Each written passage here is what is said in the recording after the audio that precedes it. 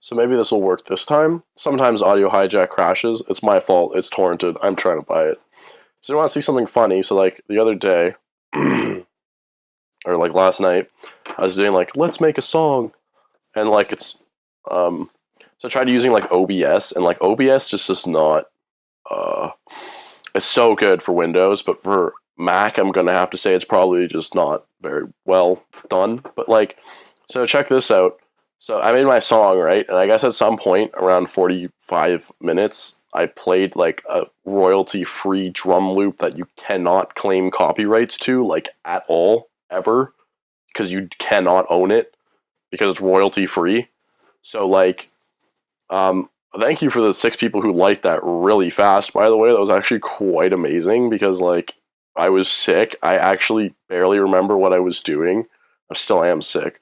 But like I was so tired, like I had no clue what was happening. Thank you for everyone who's supported this, because I was actually thinking about deleting this because that was just not fun. Like it was really embarrassing because I did not know what to do. So I was all over the place, but yeah, like I thought it was hilarious because like, so basically some sort of song used that drum loop, I guess. And so like I love this because all they have to do is accuse me of the copyright, like a machine, no less, right? They just have to accuse me of the copyright, and then immediately I am unable to monetize that video, and then the accuser gets all the monetization funds, which in this case is like nothing, but still, like I don't even care about that. It's just like so silly. Like if I'm trying to be a YouTube channel, and let's go find something else. So like this includes copyright content. I have actually like acknowledged this, and I have like, it's okay. I'm remaking a song by another artist. I don't expect to make any money, or would I try to make any money off of that video, because it doesn't make sense because it's completely unoriginal, and his song is not royalty free just for me to use. Same thing when I was doing like my remix of like Touch or whatever. My explanation go through the whole song. It's a remix. Like of course I don't own the copyrights. Like I don't care. I like acknowledge that stuff when it's something like legit. Acknowledge it. Like yeah, okay. I wouldn't expect to make money off it. It's not my content. I'm just being an idiot. It's like basically it's like an attention video of anything. So like that's just how it goes. But like when I'm doing a live stream and I'm using a freaking drum loop, for F's sakes. To be fair, I was playing it for like 2 minutes straight, but like that doesn't matter. Like it's a royalty-free like drum loop. You can't just claim a copyright on it because it belongs to a different sound or different song that just use this royalty-free, like completely free drum loop from BHK as well, an extremely popular company, and then just start taking all of my money. That doesn't even make sense. It hasn't been acknowledged by me. It hasn't been acknowledged by YouTube. It's just a freaking robot, just like, oh, you're stealing shit, and then like, so like, just instantly they have power. I think it's ridiculous, and the reason for that is because this company pays YouTube to have power in YouTube. So YouTube's going to be like, okay, this person's paying me money, but Ieolia is not. So Ieolia, you're going to lose monetization rights because we care more about a relationship with a robot than we do with you, because we're a business. Obviously, they're going to do that. But I think it's completely ridiculous that if I haven't even acknowledged it, that they're just going to be like, oh, we'll take your money. Like, what if I was like really popular, I did this for a living, and like, like I'm getting like 10,000 views on my videos or whatever, making like a little tiny chunk of cash, and I actually use that and depend on it, which I don't so far. I use this to like get me a coffee every now and then, but like, and then like I post a video, I'm away doing stuff, can't check my email for a day or two, and then I come back to find out that like for those 2 days where my video was getting most of its views, it's being monetized, and someone else is making all the money from my video, and I haven't even acknowledged it, nor was it a legit claim to begin with, because if I go and dispute it, and they're like, oh, and then the actual human checks it, and they're like, oh yeah, you're right, I don't get my money back. Like, no one's going to give me my money that I lost. Like, say I lost like $500, and the video only generates like another $200 because all the views were done in the first week. But that first week, a robot was like, oh, you're using copyright content, I think. And then YouTube's like, okay, you can have monetization rights, but no one has acknowledged this, like this copyright claim. So like, why does it make sense to just start giving out money right away? If someone makes a claim, prevent my monetization, sure, but don't just like give it to the other person. That doesn't make sense because it was not acknowledged. No one knows about this copyright claim. Like, it's so ridiculous. That's my complaint. Now let's go make sub basses. So in a sub bass, check this out. It's gonna get fancy. So what you'll need is Pro Q, or equalizer. I'm gonna do this. Like, I'm gonna do this with things. It's not like you don't have them in Bitwig or Ableton or whatever. So we use Pro Q, and then like compressor, and then that should be all we need, right? Okay, so this is how I like to do my sub basses. Simply enough. I put on like a 25 millisecond out and release to kind of get rid of clicks. Come in here, basic shapes, and that's gonna be square. Okay. Is this not like? This is what we got right now so far. So if I take this off, this is a sub wave.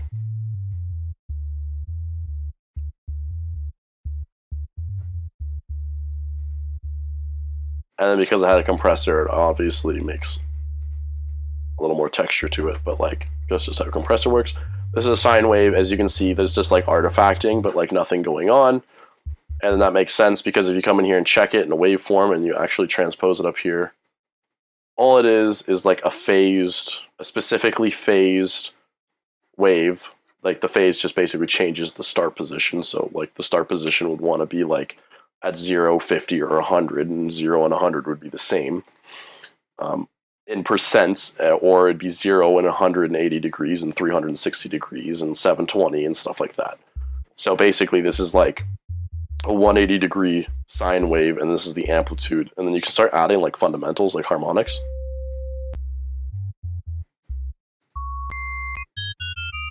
Right? This is basically the basis of an organ, is you have these different pipes that are designed differently to accentuate different harmonics, and then you play them.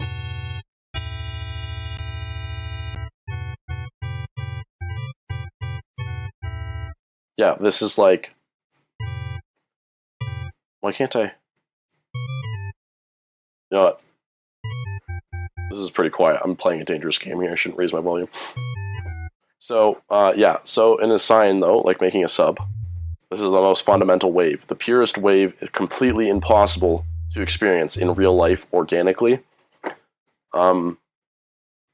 Essentially, this is like the goal of a bass guitar, is to kind of simulate a sine wave with added textures through distortions, compressions, the fact that it's an analog, which means it's impossible for it to make a pure sine wave. But this is like, that's the idea. So in digital, you have the option of a pure sine wave, but if you think about it, and you're cutting everything below 110 and you have a kick, if you look at a kick actually will take up like basically 0 to 110 in like textures, and then it has like harmonics down here in this lower area. So like if you're gonna sidechain and you have a sub and a kick, it's all your low end. But like, why would you want something so useless and textureless in your song? Like as a sub, like you need to like kind of learn from the analog-ish stuff here. So with that in mind, we're gonna go and design one. So let's go over like what do some people do. So basically, you have the option of a triangle wave. A little better, you know. You could do this. Put on a low pass. You have harmonics now. Sounds a little more exciting. A saw wave still doesn't really work too well. And then you can also take a look at like the built-in subs. This is a good one. Has a nice amount of harmonics in it. Gets a little messy towards this end here, so you'd have to EQ that out. Triangle options. Saw. This is full out saw though. And these are just basic waveforms. So once you go past the triangle, these aren't even subs anymore, they're just like there. Well, I guess they technically are subs because they have this part here, but so when sound designing one, what I always recommend is this is one right here. Both of them get filtered.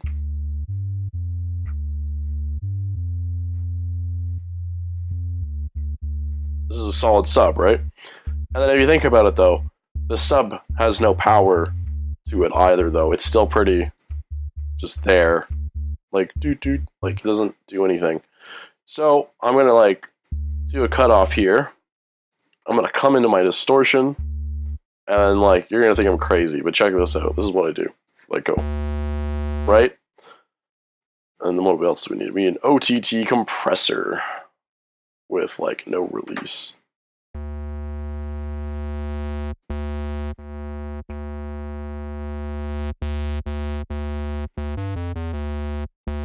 And I've messed with the high end. Could probably just leave these where they were.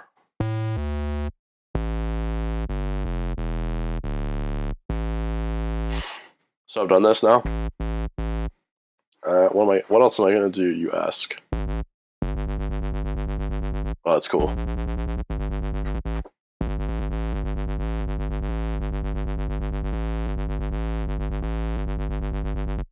It's like a song.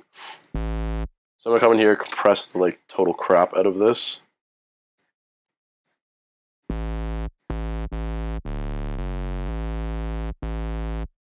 We like add 2 more decibels.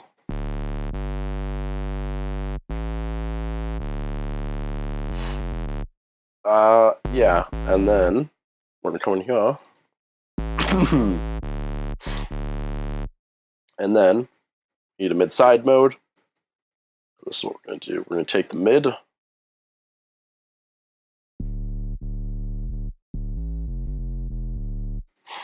Mid-section like this. And this will be mid. So we've gotten rid of that chunk, and then now we're gonna low cut that's like, sorry, high cut, and then put this on side duty.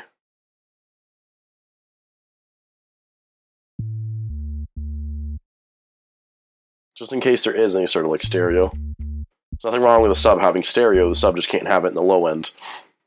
So like what here's fine.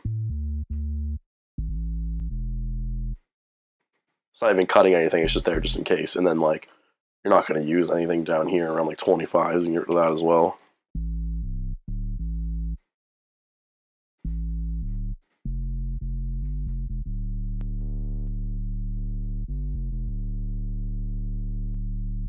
And this keeps it pretty traditionally subby. You could do this. This needs to be mid.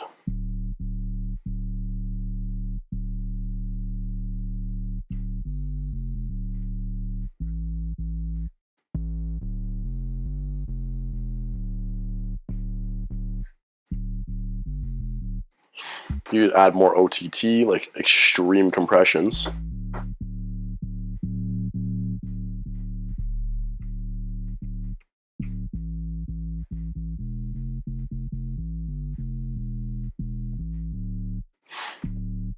I'm not hearing this very well in my headphones. It's pretty quiet, I think. Yeah, it's super quiet. Probably don't need that one. Maybe we'll add 10 here, like this. It's like not getting any louder for me for some reason. This is weird. Something's happening in the master. Aha! Sorry. So, one thing I forgot to mention with this is you need to put, there we go. You need to put the external on. So now we can bump this back down to 2.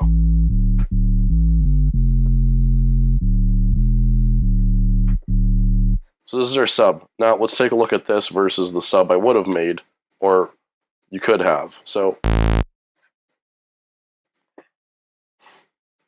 shapes.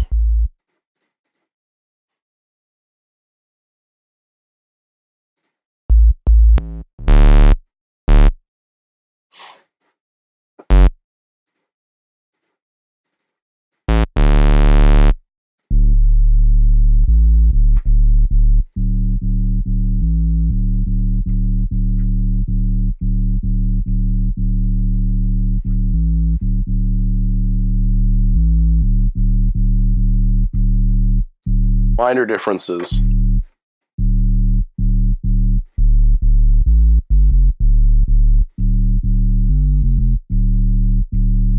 So sometimes what I find when you use a sine wave, because it's so fundamental and like there's no other harmonics in it to be really out of tune, what I'm basically doing is I'm trying to get all the I'm trying to get all the junk from the square wave to get squished together in the low end, because I like to use square waves a lot for my songs. And if I use a regular sine wave like this, or this, what's going to happen is like I'm never going to hear, or sorry, every time I play like heavy square things, the sub will sound out of tune because it is out of tune, because you're not playing, because some basses or some chords or whatever, depending on your sound design, might not have fundamental tones, so you need to like make up for that somehow. And if your sub doesn't possess inharmonic tones, or not inharmonic, but like odd overtones, it's not going to sound in tune, because you're just going to hear the main one the loudest, and then in like plucks or chords I like to do, I'm going to hear the odd harmonic the loudest, and then that's going to cause problems.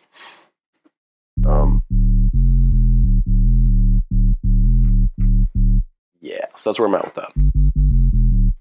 I was just putting mono on as well.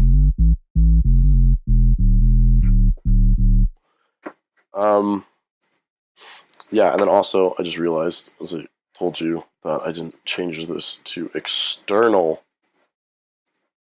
I always forget that, because if you don't put it to external, it doesn't sidechain an external source. So you have the problem where I was like, why is my bass so quiet and why doesn't it get louder? Well, that's because it's just compressing it as it comes out of the bass group. And now I fixed it.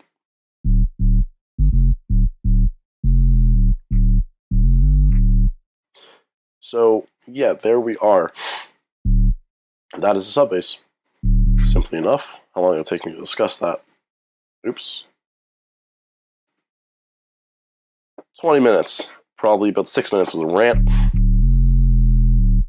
But this is how I like doing with sub basses for my stuff. They look sort of like this.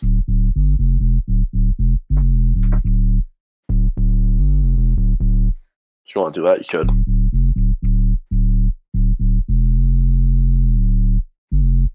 I actually have an EP that I've like finished. I just have to like figure out when do I want to upload it, and it uses that sort of stuff. Maybe I'll upload that EP right now, actually. But yeah, that's the sub basses. So next time, should we continue with subs and like pitch bends, or like what? I don't know. Or should I start talking about like, maybe I'll start talking about the rhythmic side of dubstep then. Like the basic rhythmic stuff of dubstep. I think that's what we'll go into next. But yeah, thanks for watching.